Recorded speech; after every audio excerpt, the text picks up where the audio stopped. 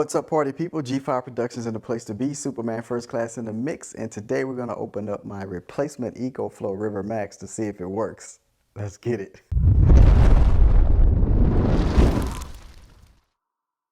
Hello everybody and welcome back to the channel. I'm Gerald, excited to share with you all once again. So in the last video, I was talking about how the Ecoflow River Max that I ordered didn't work. So I went through the whole deal in the process to get a new one. Customer service so far was outstanding, and now I have a replacement Ecoflow River Max. So let's get this thing opened up, see if it works. That's the goal for this video. And then we'll talk a little bit about the tech specs, and after that, I'll just make a bunch of videos on how I use it in various scenarios and give you guys some data. So let's get it.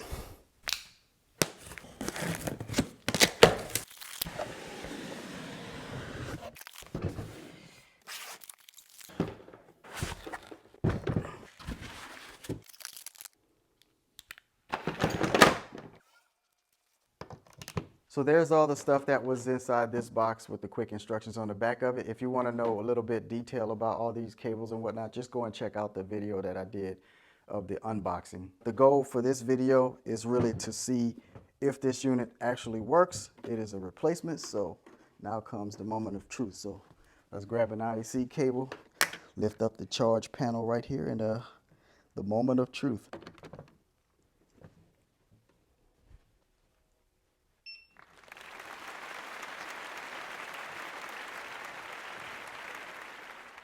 So far so good with the IEC cable charging, and I am glad to discover that it works. So let's flip it around and talk about the front panel a little bit.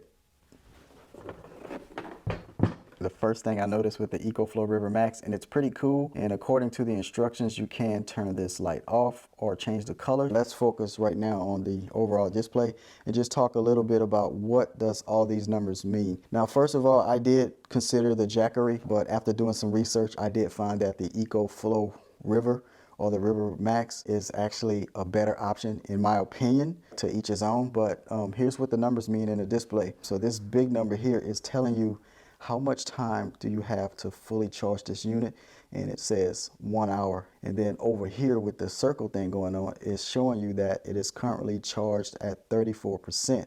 So this is what the Ecoflow was sent to me charged at. Now the numbers on top right here, these are the input watts. So right now being plugged into the wall, the unit is receiving 481 watts of charging, and then the numbers below is output. So if I were to plug something in, it would then tell me how much output overall is coming out of this unit. That's pretty much it for the display. I'm not sure whatever that is right there, but let's talk about the three major sections of the unit right here. I mentioned in another video that each section does have its own power button.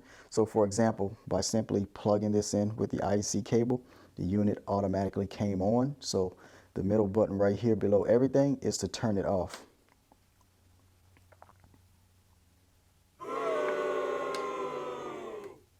So it seemed like the unit is not allowed to be turned off when it's charging. So I'm going to unplug the IEC cable since we are at 37% charged and see what happens with this button. Well, unplugging the unit does leave it in a state of on, and it's telling me right now I have 99 hours to use it because there's nothing taking power from it. But let's go ahead and turn the unit off by pressing and holding this button. So there it is. Pressing and holding this button turns it off after you finish charging. Pressing and holding this button for a couple seconds turns it on when you're ready to use it. Now let's go ahead also and turn on this button and see what happens with the light. All right, so that's light full on. Press it again, it got brighter. Press it again, it has the SOS signal going on right there.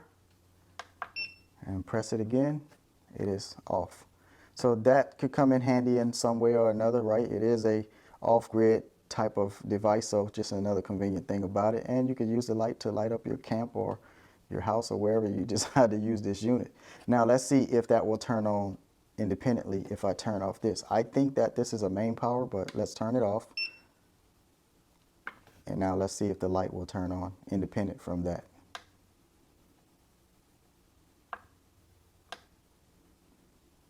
All right, so here's what I gathered so far without reading any instructions. Turning this on right here will automatically turn on access to the whole entire unit, which means the light section here. And we also have a barrel connector output right here. So this right here underneath is an input. So this is how you charge it with your car. And these right here are barrel outputs. And this is how you turn on this section. And then of course, if you desire to plug anything in to the side, like a regular type wall outlet from some device, then you turn this section on. Okay, so with these, it looks like you don't have to press and hold it. I just pressed it to turn it off, press it to turn it on. Pretty quick. So there we go. And same on the front, I assume. Yep, there it is. And with the light, boom. Wow, we are blinded right here. Party time. Now, in case you're wondering, can you have the display not lit or the light not lit? The answer is yes. And I think all you have to do is just press that one time and the unit is still on. It's just that the light and the display is turned off if you want to be a little bit more discreet with, being lit. But you can see that this is slowly pulsating, which indicating that your unit as a whole is turned on, but the light still works right there. And it also affects this light here, apparently, right? So that's pretty cool to know how that works.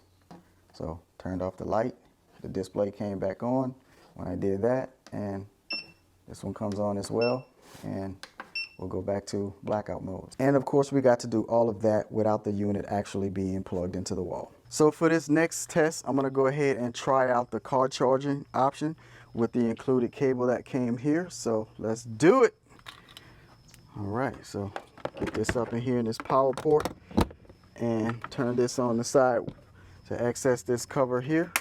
And there it is. It only fits one way, so you can't get that wrong. And let's see what happens. So far, nothing, and I do believe I need to start my car to get the power to that port right there, so let me do that.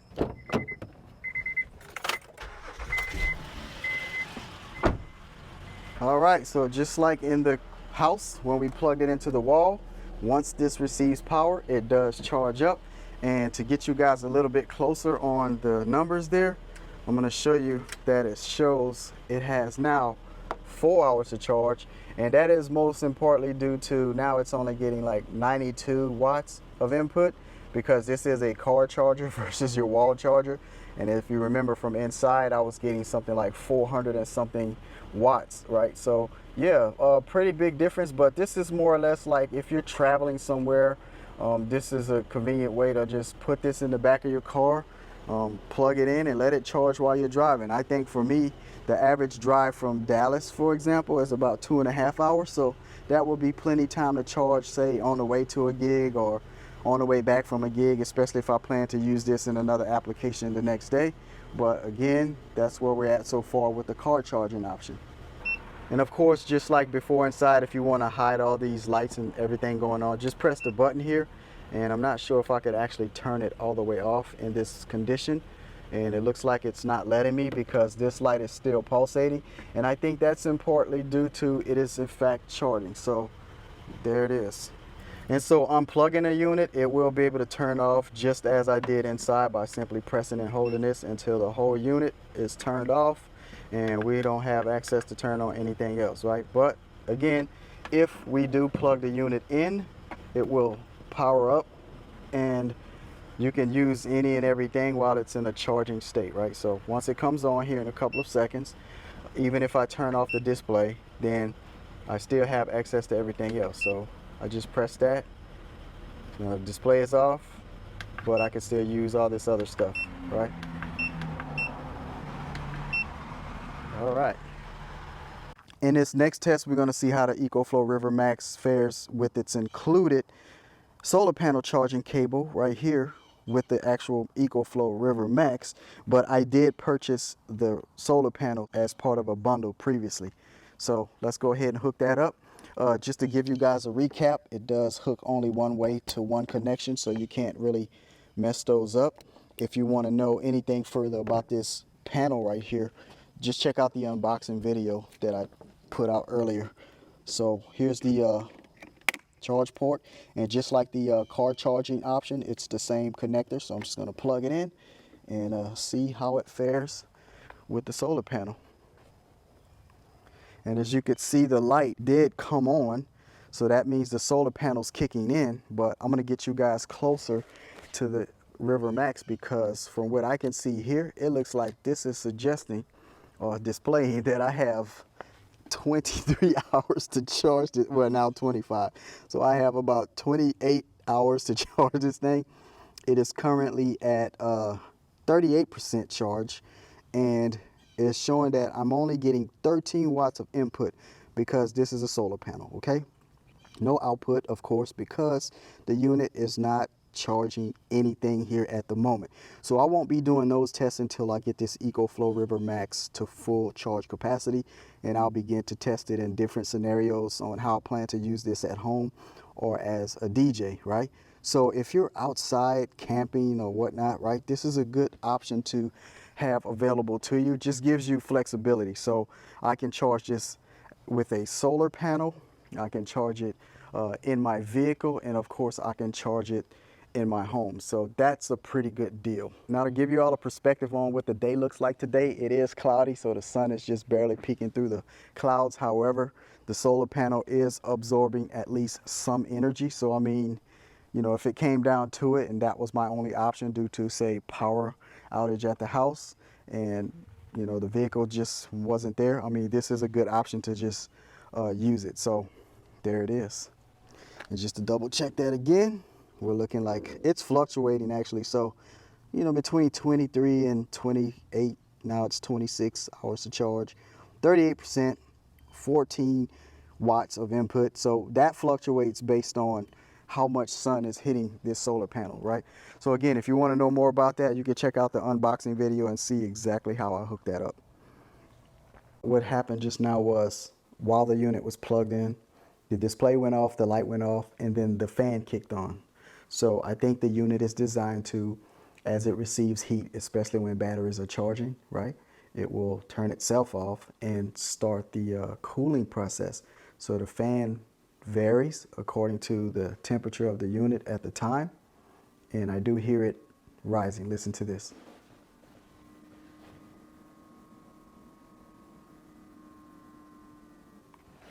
Now, if you can't hear it, that means that the unit is super quiet. So at the moment, it is just basically charging, and it is pulsating right here. So that's a good sign for me. And just to check on things, I'll go ahead and press it one time. There's the display. There's the light back on right there. And I think after so much time, the display and the light will cut off. So here we are at the near end of the charge right here. And I just wanted to show you guys that. So it did step it down from 400 and something watts to 80 something watts. And that's just how it works when you get closer to the end of your charge. It doesn't put as much juice into the battery, just to help keep things cooled and in perspective, I guess. But looks like we got about 1 minute left of charge time. And when that says 0 or whatever it's going to do with that, I guess we'll be at 100%. All right, everybody. So here we are at 100% charge. So we have approximately 99 hours. We could just leave it on and not bother it. There is no input voltage, so the unit will stop the charge once it reaches 100%. And there's no output voltage because we don't have anything plugged into it. So very intelligent technology built into the unit. And I'm excited to now go out and be able to test this out in other videos. This was just more or less to show how it works with the current charging options and verify my unit actually works now. So I'm excited about that. So shout out. Ecoflow handled this situation very well. I do have the replacement unit that works in home charging, in car charging, and solar panel charging. And the communication was really great. Most of it was by email. In fact, all of it was by email because I didn't really get a person on the phone like that. But I did go through the process, and it took me only about a week to get a replacement unit to my home, and all is well so far. So I'm excited about that. And I look forward to testing this out in various scenarios. And in fact, today, I think I'm going to test this out to see how it fares up against a single K 8.2 with the Alto Stealth on it as a test subject at an event today, just to see how long it lasts. And hopefully I get to monitor that to give you the actual time of how long that lasts. But in the meantime, if you guys like this video, give it a thumbs up, subscribe to our channel to help us grow. And of course, to keep up with any new videos, all you got to do is rock that bell. I'm Gerald with G5 Productions, DJ Sound and Lighting. And if you want to learn more about us, all you got to do is visit www.g5productions.com. Let's party.